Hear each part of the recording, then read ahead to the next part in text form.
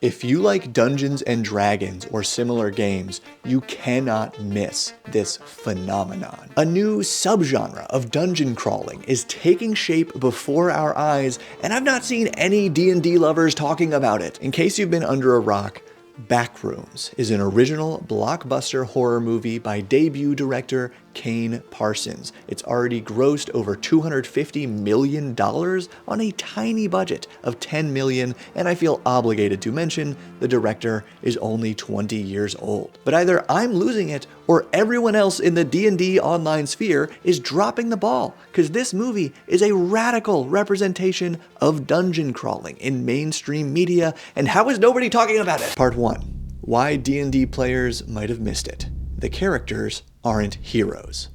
Without spoilers, we'll have a section for that later, the Backrooms movie follows two main characters, Clark and Mary. These two characters are nothing like what modern Dungeons and Dragons suggests characters should be. Clark is a sad, lonely man with anger issues who owns a failing furniture store, Captain Clark's Ottoman Empire. And Mary is a not quite sad, but unhappy woman who is an entrepreneur and Clark's therapist. They are definitely not heroes questing around a fantasy world to protect people, fight monsters, and find cool treasure. No, this is 1997 California, and in very different ways, both characters are survivors, not heroes. Each caught in their own figurative maze of trauma, which of course manifests as their very literal maze-like dungeon crawl experience through a mysterious, extra-dimensional office building known only to we the viewer as the Backrooms. There is so much more to say about these characters and what makes them like true, or should I say, classic D&D adventurers, but first we gotta talk about how the Backrooms came to be and why they are 100% bona fide D&D dungeon. Part 2.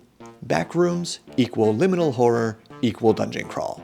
This whole concept actually began as this image post on 4chan around 2019, to which one anonymous user replied, "If you're not careful and you no-clip out of reality in the wrong areas, you'll end up in the Backrooms, where it's nothing but the stink of old moist carpet, the madness of mono yellow, the endless background noise of fluorescent lights at maximum hum buzz, and approximately 600 million square miles of randomly segmented empty rooms to be trapped in. God save you if you hear something wandering around nearby, because it sure as hell heard you." Almost immediately, a fandom of articles and videos sprung up around this idea of the Backrooms as a labyrinth of many distinct levels, often occupied by weird or dangerous entities. One notable contribution being The Backrooms Found Footage, a short film with now over 80 million views by future director,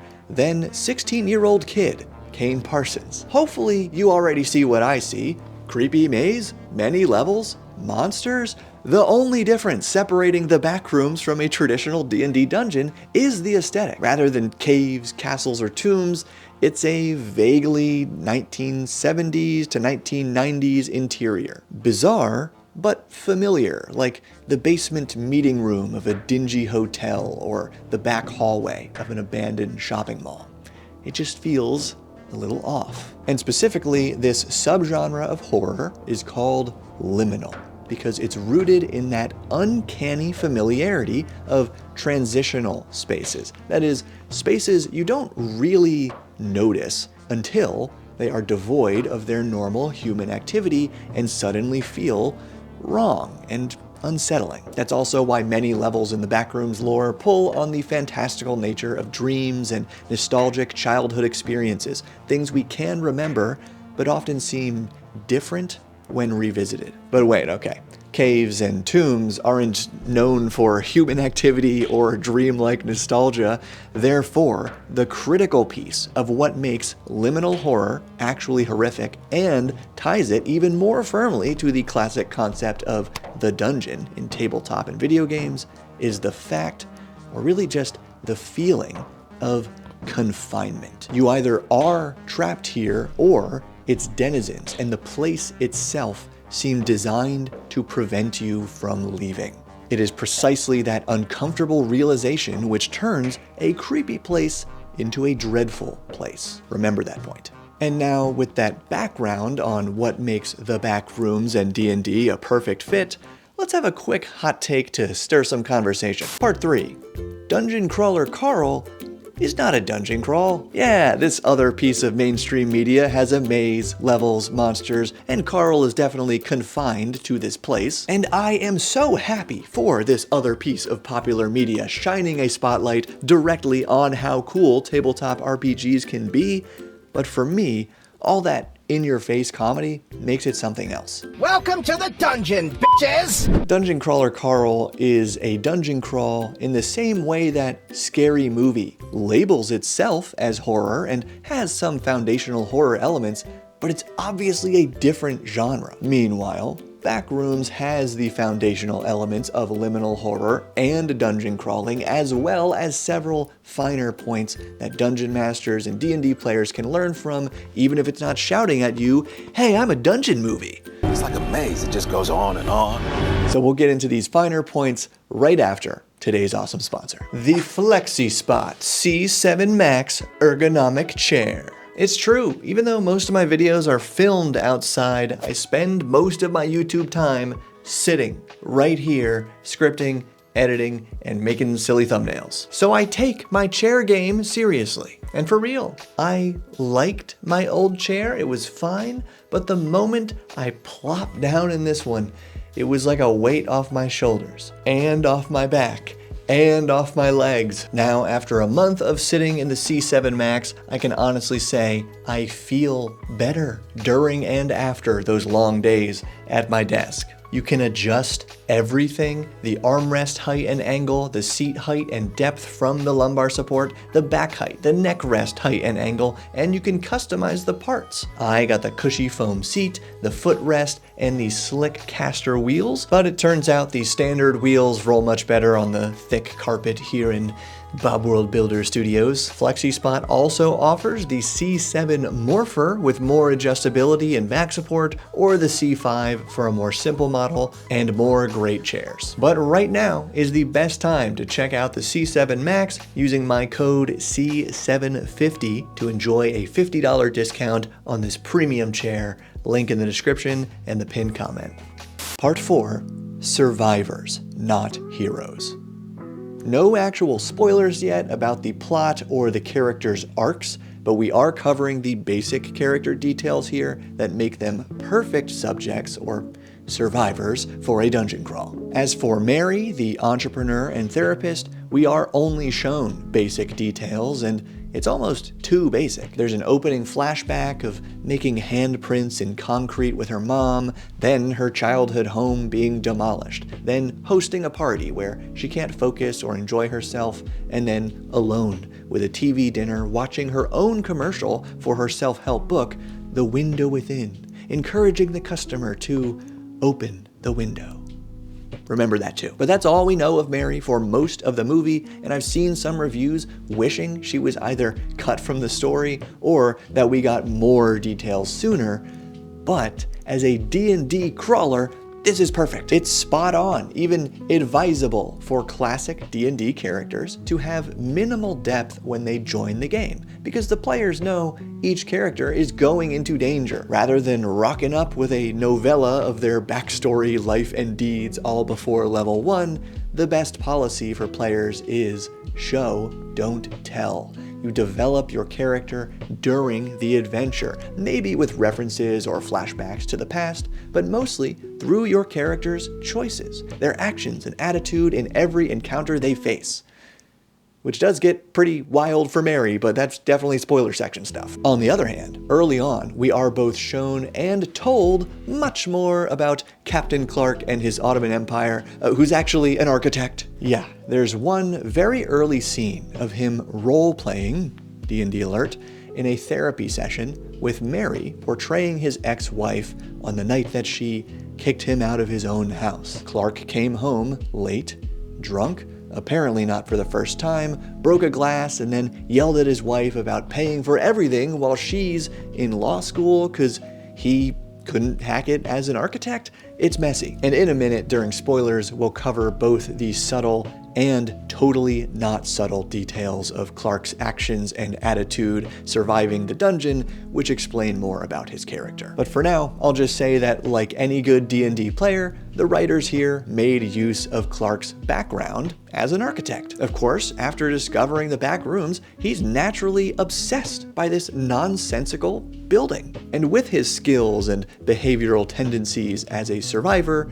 Act 1 Clark is a pretty brilliant dungeon crawler until he cracks. Part 5, the spoiler section, the monster.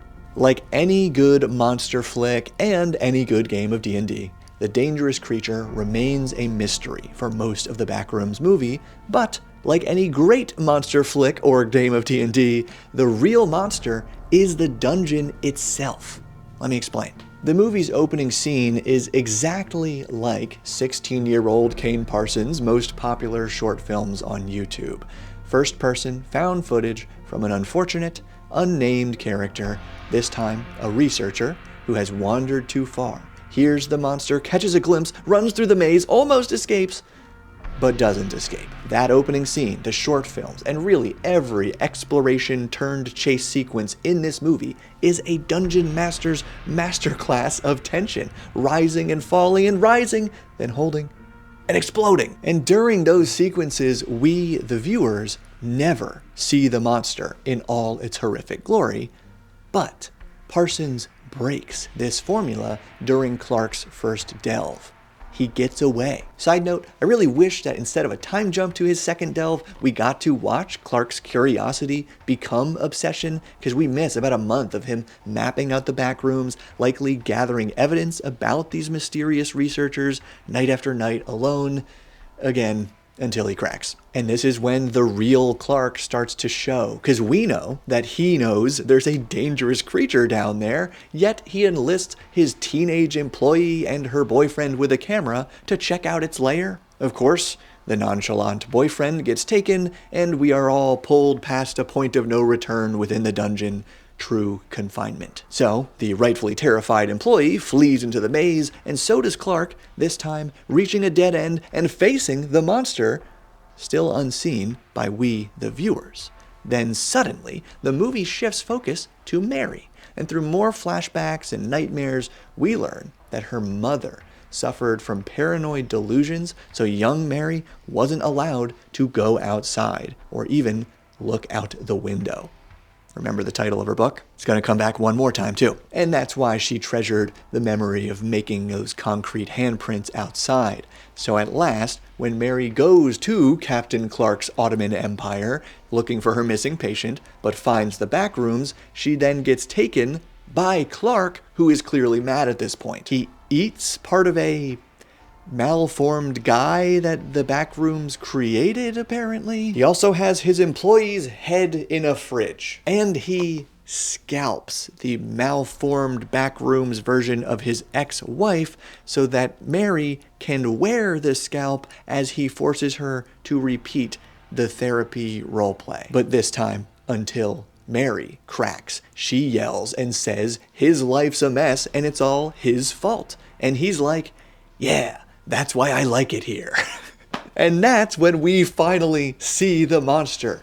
It is Clark, but it is a gigantic, malformed version of his spokesperson character, Captain Clark of the Ottoman Empire, both pirate and warlord, a guy who's in charge and takes whatever he wants, and Clark loves this version of himself. It is only when he finally agrees that he is the bad guy and he wants to stay that way that the monster eats him too. Sheesh, man. There's also a not-so-subtle detail in this scene where the Backrooms version of Clark's ex-wife starts fleeing in terror right before Monster Clark shows up, which seems to suggest his real ex-wife was also terrified of him, probably because he was worse than just an angry drunk, to put it lightly. Ultimately, Mary escapes because this monster has weaknesses. Yeah, finally back to some D&D tips. So Mary freaking bashes Captain Clark's peg leg, she slips through a thin corridor, and she wrecks his face with the piece of handprint concrete from her demolished childhood home.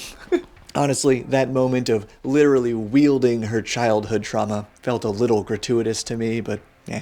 And tragically, the movie ends with Mary held prisoner by the researchers in view of a small window, knowing she cannot open it, because she knows they are not going to let her go. Just like Parsons' short films, the character does not escape. So yes, there's a scary monster running around the Backrooms, but that's just one piece of the puzzle, because merely defeating it was not enough. The real monster, the real villain, is the dungeon.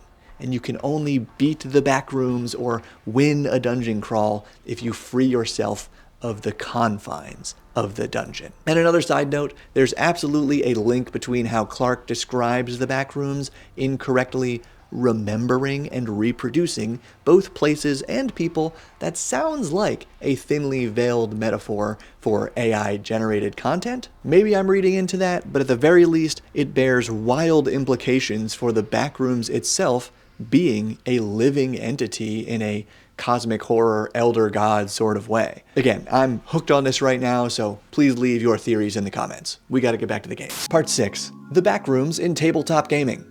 Turns out that I haven't lost it. Even if none of the dungeon tubers I typically follow have covered this movie yet, plenty of other people have made this connection between the Backrooms concept and D&D. So if you like the idea of getting in on what is bound to become a classic horror franchise and a staple subgenre in dungeon crawling games everywhere, here's some cool stuff you can check out next. When I searched on YouTube, I found this fun animated video of a short RPG session where a few characters comedically explore some of the most familiar levels from Backrooms internet lore. I won't be surprised if many more actual plays and even modules like this start springing up. From talking head D&D tubers, I found only a couple videos from one longtime creator with a small channel notorious for making multiple stream of consciousness videos per day, and these were no different. But I also found a couple videos from a very talented crafter who ran a Backrooms themed one-shot for their gaming group with custom miniatures and terrain that will look familiar to anyone who's seen the movie or watched some Backrooms found footage videos. Beyond that, I discovered a handful of ttrpgs with Backrooms in the title, but the most popular and relevant tabletop games seem to be Liminal Horror RPG and a campaign for the Delta Green RPG called Impossible Landscapes. And I remembered that I already own this mini pamphlet RPG called Dead Mall, Urban Exploration Gone Horribly, Horribly Wrong, which I should really get around to playing sometime. Not a sponsor, by the way. I bought this myself like 3 or 4 years ago when I was really hooked on all the found footage videos. Overall, I'd love to see more well-known tabletop RPG publishers feeding into the Backrooms fandom. It really feels like a peanut butter and chocolate match made in heaven that has yet to be fully realized. So please let me know what you thought of the movie and this connection, and if you have experience with any of those Backrooms TTRPGs or can recommend others to check out. Thanks again to our awesome sponsor and to my wonderful patrons and YouTube members who make these videos possible. Keep building. That sounds weird in the context of the Backrooms being an infinite building.